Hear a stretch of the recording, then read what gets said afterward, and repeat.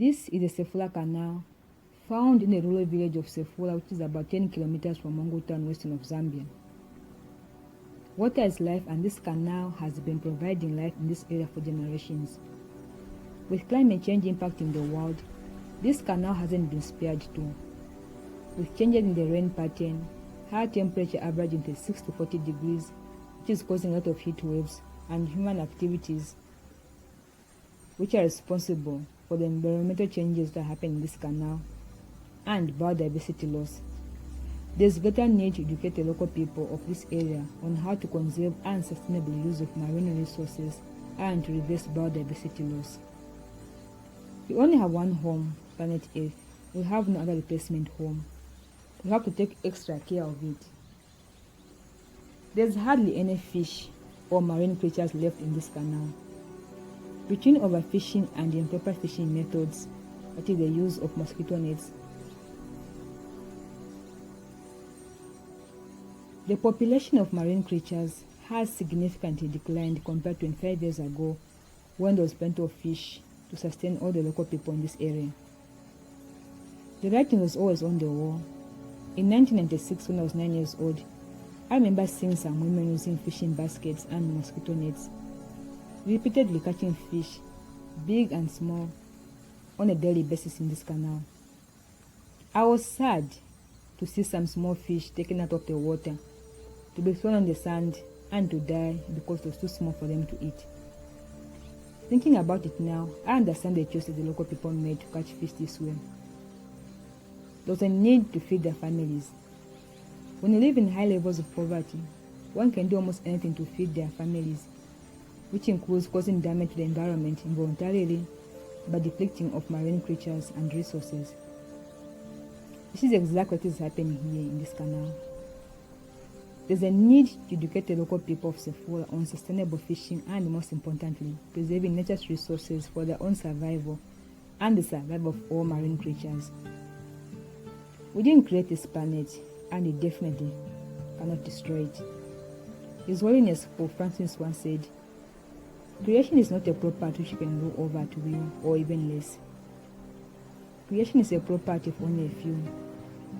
Creation is a gift, a wonderful gift from God that He gave us so that we can care for it and you can use it for the benefit of all, and always with great respect and gratitude. We as humankind have not woven the web of life. We are but one thread within it. Whatever we do to this web, we do it to ourselves. Every living thing finds its form and sustenance within the limits of its habitats, and every healthy habitat contributes to a stable and healthy earth. Because all things connect. Whatever before the earth will before the sons and daughters of earth. We are causing climate change, and we surely pay the price for it. This canal plays a vital role in the agriculture sector in this area. Farmers of Sefola produce one of the best rice in the province as well as in the country. I simply love coming here to meet some of these friendly farmers in their rice fields. We are living in a world where climate change threatens the world's food supply with floods and drought, and this can make it harder to produce food. As a result, the price of food increases, putting many people at risk of hunger. By the year 2050, climate change reportedly has the potential to increase the number of people at risk of hunger by as much as 20%. The majority of those sadly live in Africa. Farmers in this area play an active role in the environment. Agriculture has a great potential to slow down climate change because the soil stores atmospheric carbon, regenerating soil fertility and improving plant health. In order to overcome the unstable rain-fed agriculture and establish steady farming, the government of the Republic of Zambia and Japan International Cooperation Agency JICA came up with a project in 1998 to introduce the farmers of Sefola to irrigation facilities. This was done by building blocks of cement and channeling the flow of the water from the canal through it for all the irrigation purposes. The introduction of irrigation facilities was indispensable, improving the Sefola Canal as the main irrigation canal and implementing secondary attached canals as pentiments in order to realize the objectives of the irrigation facilities. Implementation of irrigation and drainage facilities by which stable rain season, cropping and partial double cropping of rice production became possible using the water from the Sefola Canal as was planned. This meant the farmers were now able to grow and irrigate their rice fields twice in the year, both in the dry and rain season, in the process doubling their production. The method of irrigation is planned in a manner that irrigation water is diverted from the main canal into secondary canals through the division works and drawn into paddy fields at a place using siphon tubes, and then flows down towards lower fields by plot irrigation. However, distribution of water to the whole irrigation fields by this method is difficult because of topographical conditions. It was required, therefore, to construct tertiary canals. The irrigation area was divided into 6 irrigation blocks based on the allocated area of respective secondary canals.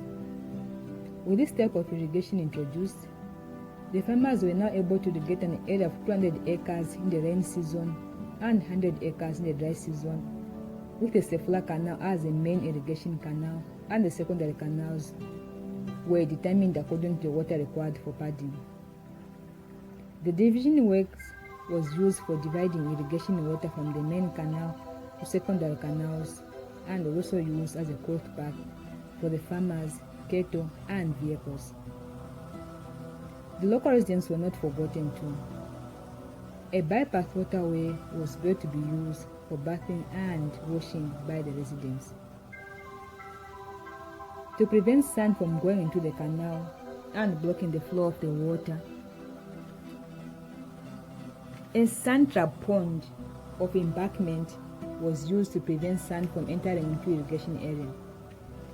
This irrigation method is working for the farmers of Sefola, but with changes in the rain pattern, the flow of water is also changing. Farmers here can no longer produce rice in the dry season due to the water levels in the main irrigation canal and the secondary canals. Because the farmers can now only produce rice once a year, the price of rice has gone up by almost 300%.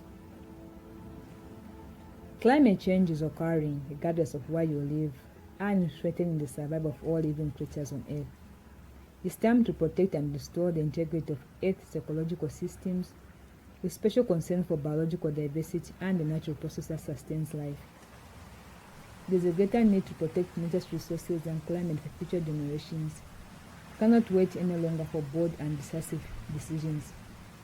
We can reverse the effects of climate change in this beautiful place. We can preserve this precious canal.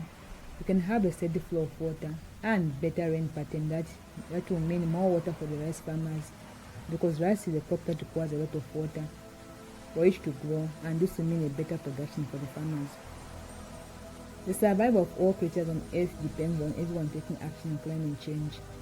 Nothing can stop what we can do together, and together we can halt and reverse the effects of climate change and make sure that the generation after us have a better world.